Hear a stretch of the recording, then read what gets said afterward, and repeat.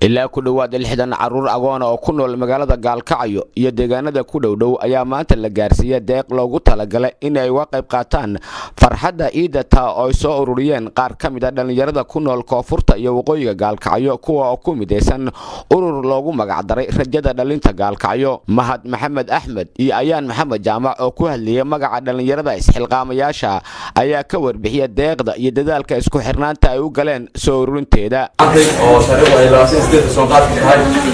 halkan ku fiidsinayna ama dadka ciidda ku siinayna si ay guriyada ugu ciidaan ugu soo farxaan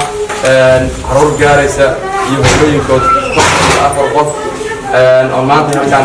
ku siinayna dhammaystiran oo xalwadooda oo labiskoodii qof walba labiskiisa dhammaystiran halkan aan ku siinay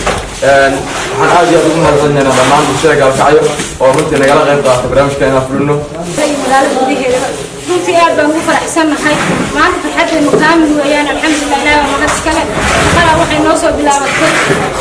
15 Ramadaanka ilaa hadda oo 28 waxay nagu soo dhamaatay si qurux badan waxaan rajeynayaa insha Allah sidaan iyo si kasii qurux badan iyo dad inta ka sii badan inay siin doono. Qaar ka mid ah waalidiinta dhalay caruurta agoonta ayaa iyaguna ka mahad celiyay deeqda. caruurta agoonta oo waxaan qalato dabacun iyo aniga 8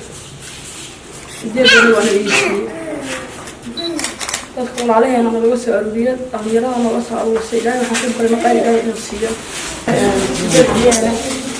iyo dadka walaalaha muslimiinta oo laga soo ururiyay ilaahay khayr ha siiyo maana waa iigu ma sha Allah maadaama ana iduna soo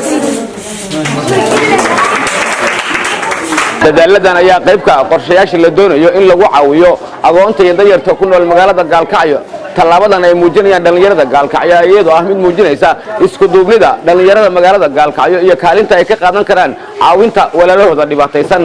Cabdirasaaq Maxamed Axmed, warbaahinta qaranka Soomaaliya, Gaalkacyo.